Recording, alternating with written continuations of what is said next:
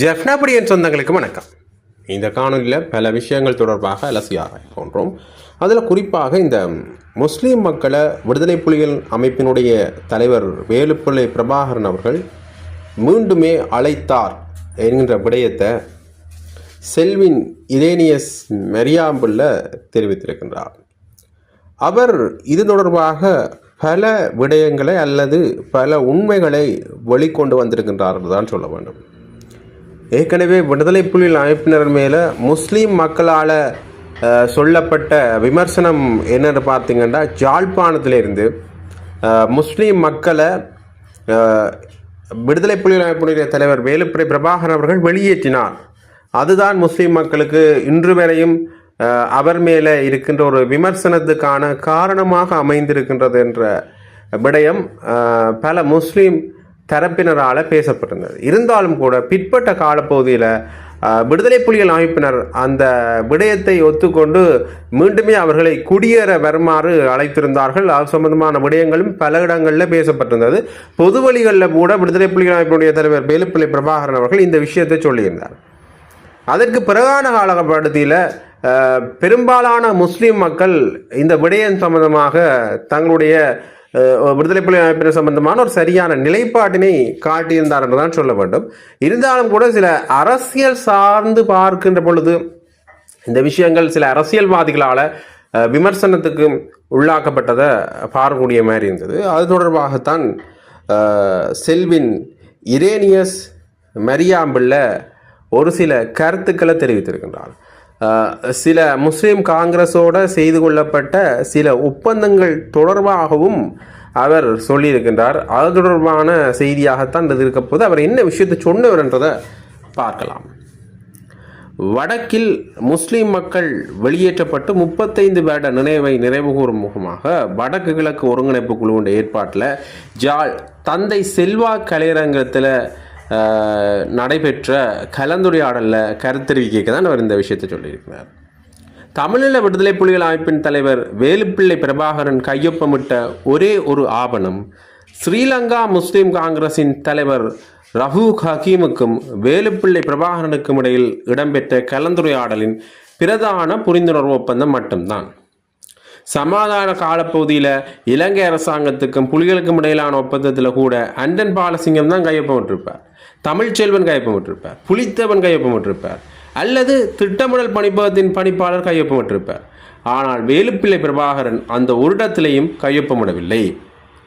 ஸ்ரீலங்கா முஸ்லீம் காங்கிரஸ் என்ற தலைவர் ரஃபூக் ஹக்கீமுக்கும் வேலுப்பிள்ளை பிரபாகரனுக்கும் இடையில் இடம்பெற்ற கலந்துரையாடலின் பின்னரான புரிந்துணர்வு ஒப்பந்தத்தில் பிரபாகரன் இடம்பெயர்ந்த முஸ்லீம்கள் அனைவரையும் மீண்டும் குடியேறுவதற்கு வருமாறு அழைக்கின்றார் என்று தெளிவாக குறிப்பிடப்பட்டிருக்கிறது. ரஃபூக் ஹக்கீமுடன் புலிகள் கதைத்த நாட்கள் பற்றி அவர் சொல்கின்ற பொழுது என்ன விஷயத்தை சொல்கிறார் என்றால், அவர்கள் கதைத்த நாட்கள் புலிகள் தோல்வியுற்று வருகின்ற ஒரு காலப்பகுதி அல்ல. அவர்கள் ரஃபூக் ஹக்கீமோட நட்பு பாராட்டியோ அல்லது அவர்களோட கதைத்த நாட்களை பார்த்தீங்கன்னா அது அவர்கள் வலிமையுடனும் அங்கீகரிப்புடனும் இருந்த நாட்கள். அந்த நிலையிலிருந்தான் அவர்கள் கதைத்தார்கள். அவர்கள் தோற்று போய் அழிவடைய போன்றோம் என்கின்ற நிலையில் இருக்கின்ற பொழுது இந்த விடயத்தை சொல்லலை. அது வடிவாக கவனிக்கணும். இந்த விடயத்தை சொல்கிறாருண்டா, அவர்கள் வலிமையோடு இருக்கின்ற பொழுதுதான் இந்த விஷயத்தை சொன்னார்கள்.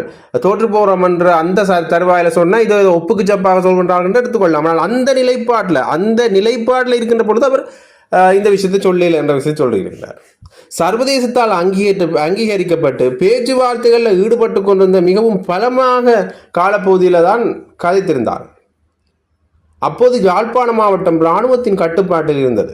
புலிகளின் கட்டுப்பாட்டில் இல்லாத யாழ்ப்பாணத்தில் குடியேறுங்கள் என்று சொல்வதற்கு புலிகளால் முடியாது. அந்த சூழலில் தங்களால் மீள குடியேறவுள்ள முஸ்லிம் மக்களுக்கு உத்தரவாதம் தர முடியாது என்பதே புலிகளின் சாராம்சமாக இருந்தது. முஸ்லிம் மக்கள் மத ரீதியாகவும் பண்பாடு ரீதியாகவும் ஏனைய விடயங்கள் ரீதியாகவும் தனித்துவமானவர்கள். அவர்களது உரிமைகள் அனைத்தும் பாதுகாக்கப்பட வேண்டும் என்ற விடயம் அந்த ஒப்பந்த ஆவணத்தில் தெளிவாக கூறப்பட்டிருக்கின்றது. யாரிடம் மன்னிப்பு கேட்பது குற்றம் செய்தவர் மன்னிப்பு கேட்பதா, அல்லது குற்றம் செய்தவர் சார்பில் மூன்றாம் தரப்பினர் ஒருவர் மன்னிப்பு கேட்பதா, அல்லது அந்த குற்றத்தை பார்த்த ஒருவர் மன்னிப்பு கேட்பதா? மன்னிப்பு என்பது தவறு செய்தவர் தான் உணர்ந்து செய்வதுதான் மன்னிப்பு என்கிற விடயத்தை அவர் குறிப்பிட்டிருக்கிறார். அவர் என்ன விஷயத்தை கடைசியா இந்த விடயத்தை சொல்றீங்க பாருங்க, தவறு செய்தவர் தான் அந்த மன்னிப்பு கேட்கணும் என்ற பொருள்பட அவர் பேசிட்டு, பிறகு அதற்கு முதல் அவர் பேசுகின்ற பொழுது என்ன விஷயம் சொல்றார்? இந்த ஒப்பந்தம் விடுதலை புலிகள் அமைப்பினுடைய தலைவர் வேலுப்பிள்ளை பிரபாகரன் அவர்கள் செய்து கொண்ட ஒப்பந்தம், இந்த ரவு ஹக்கீமோட செய்து கொண்ட ஒப்பந்தம், அவர் கையொப்பமிட்ட ஒப்பந்தம் இந்த ரவு ஹக்கீமோட செய்து கொண்ட ஒப்பந்தம் தான் என்று சொல்கிற இடத்திலேயே அந்த அளவுக்கு தலைவர் முன்னின்று அந்த விடயத்தை நடத்தி முடிக்கணும் என்றதில் உறுதியாக இருந்திருக்கிறார் என்ற விஷயம் தெரியுது. என்ன விஷயம் என்று பார்த்தீங்கன்னா, மீண்டும் முஸ்லீம் மக்களை யாழ்ப்பாணத்தில் குடியேற்றணும் என்ற விடயத்தில் அவர் சரியான ஒரு நிலைப்பாட்டில் சென்றிருக்கின்றார். அதுக்காகத்தான் நேரடியாகவே அவர் இந்த ஒப்பந்தத்தில் தொடர்பட்டிருக்கின்றார் என்ற விஷயத்தை அவர் சொல்லியிருக்கின்றார். ஆகவே இதில் இருந்து இதற்கான இந்த விமர்சனத்துக்கான ஒரு பதிலை, அல்லது இந்த விமர்சனத்துக்கான ஒரு வெளியை, ஒரு திறந்த ஒரு வெளியை அவர் உருவாக்கியிருக்கின்றார் என்று தான் சொல்ல வேண்டும். இதற்கு முஸ்லீம் தரப்பினர் என்ன விடயத்தை சொல்ல போன்றார்ன்றது ஒரு மிகப்பெரிய கேள்வியாக இப்போ இருக்கின்றது. அடுத்ததாக இன்னொரு முக்கியமான விடயம் தொடர்பாக பார்க்கணும். அதையும் சாணக்கியம் தான் தெரிவித்திருக்கின்றார். என்ன விடயம் என்று பார்த்தீங்கன்னா, இந்த குருந்தூர் மலை சம்பந்தமான ஒரு முக்கியமான பிரச்சனை அல்லது ஒரு முக்கியமான உண்மை தொடர்பான விடயத்தை வெளியில் சாணக்கியன் அவர்கள் சொல்லியிருக்கின்றார். கிட்டத்தட்ட இதில் ஒரு விகாராதிபதி சம்மந்தப்பட்டிருக்கின்றார். அந்த விஷயம் சம்பந்தமான தெளிவுபடுத்தல்களை சாணக்கியன் அவர்கள் சொல்லியிருக்கின்றார். இந்த செய்தியை பார்க்கின்ற பொழுது சில திடுக்கிடும் உண்மைகள் கொஞ்சம் கொஞ்சமாக இதிலிருந்து வெளியில் வருதுன்னு தான் சொல்லணும். முதல்ல இந்த செய்தி என்ன விடயத்தை சொல்லுதுன்றதை பார்க்கலாம்.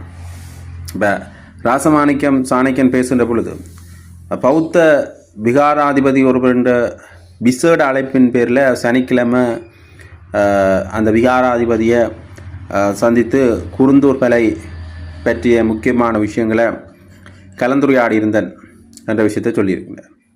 அதாவது இந்த சனிக்கிழமை மட்டக்களப்பிலேருந்து யாழ்ப்பாணத்தை நோக்கி போகும்போது வழியில் முக்கியமாக இந்த மிகிந்தலை என்னும் பிரதேசத்தில் இருக்கிற இந்த பௌத்த விகாராதிபதியை விசேட அழைப்பின்ற பேரில் சந்தித்தார்.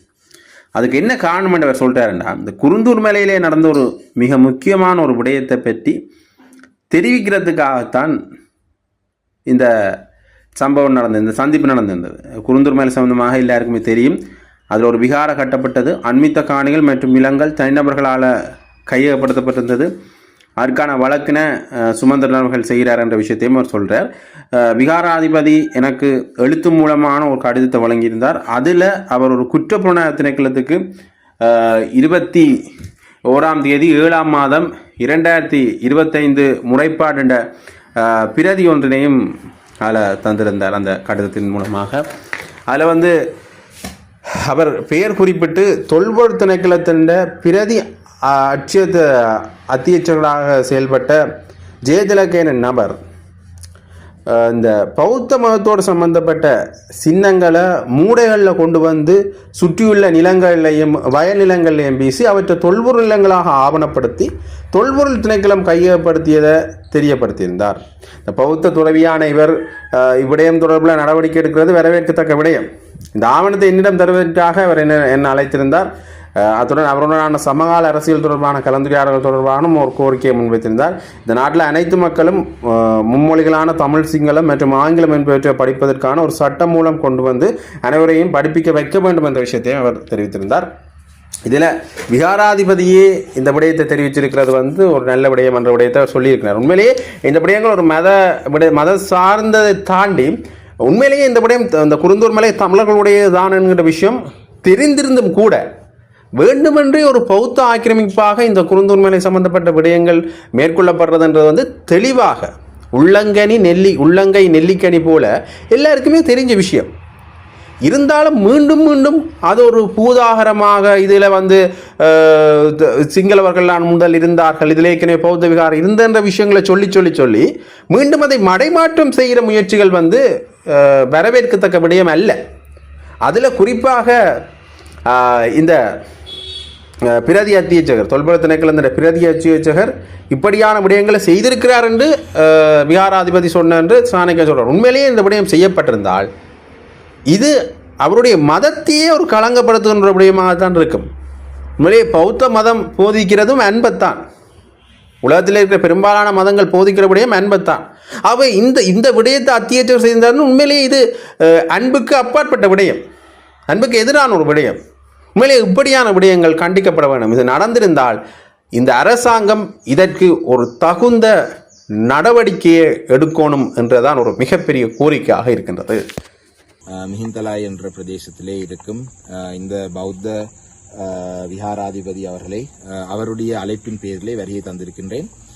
மிக முக்கியமாக அவர் எனக்கான அழைப்புதல் தந்ததுக்கான காரணம் குருந்தூர் மலையிலே நடந்த ஒரு மிக முக்கியமான ஒரு விடயத்தை பற்றி தெளிவுபடுத்துவதற்கு.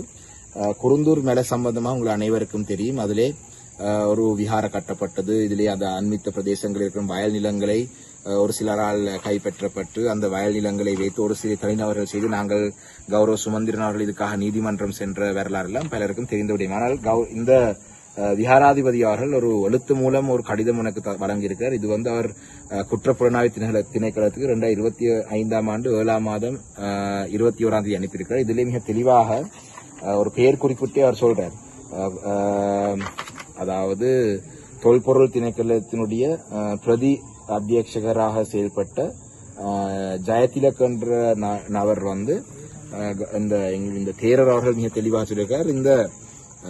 இந்த பௌத்த மதத்தோட சம்பந்தப்படக்கூடிய சின்னங்கள் என்ற வகையில ஒரு மூடிகளிலே கொண்டு அந்த பிரதேசத்தை அண்மித்த வயல் நிலங்கள் எல்லாம் அதை பரப்பி அதை எறிந்து அதுக்கு பிறகு இது தொல்பொருள் அடையாளங்கள் இருக்கு என்று காட்டி அந்த நிலங்களை தொல்பொருள் திணைக்களத்தினுடைய கட்டுப்பாட்டுக்குள் எடுத்ததாக இந்த கடிதத்தின் ஊடாக குற்றச்சாட்டு முன்வைக்கிறார். ஒரு பௌத்த துறவி ஒருவரே இந்த விடயத்தை பற்றி சொல்லியிருக்கிறது ஒரு மிக முக்கியமான. இந்த ஆவணத்தை என்னிடம் தருமாறு அவர் என்னை சந்திக்க வேண்டும் என்று கேட்டார். அந்த வகையிலே தான் இன்று யாழ்ப்பாணத்துக்கு போகும் பொழுது அவரை நான் சந்தித்திருக்கிறேன்.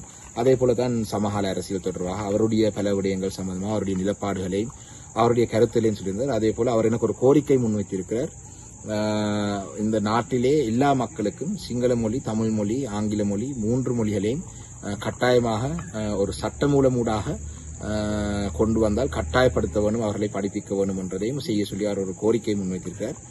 நிச்சயமாக இந்த விடயம் தொடர்பாக என்னுடைய கவனத்தை நான் செலுத்துவேன் என்ற வாக்குறுதியை அவருக்கு நான் வழங்கியிருக்கிறேன். நன்றி.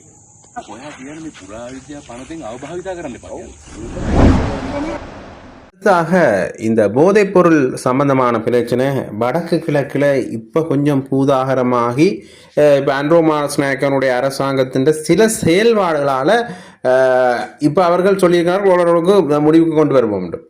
ஆனால் இது பின்புலத்தில் போலீசார் இராணுவத்தினர் இருப்பது கொஞ்சம் கொஞ்சமாக தெரிய வந்த சூழ்நிலையில் குறிப்பாக இந்த பாதாள உலக குழுக்களுக்கு ஆயுதத்தை வழங்கினதே போலீசார் என்ற விடயம் தெரிய வந்திருக்கின்றது. அது மட்டும் இல்லாமல் வேறு சில விடயங்களில் இராணுவத்தினரும் தொடர்பட்டிருக்கின்றார்கள் என்ற தகவல்களும் கொஞ்சம் கொஞ்சமாக போலீஸ் விசாரணைகளிலிருந்து தெரிய வந்திருக்கிறார். ஆகவே மக்கள் மத்தியில் இதில் போலீசார் சம்பந்தப்பட்டிருக்கிற மண்டைக்கு ஒரு விமர்சனம் ஒன்று உள்ளது. அதே நேரத்தில் இன்னொரு முக்கியமான விஷயத்தை பார்க்கணும்.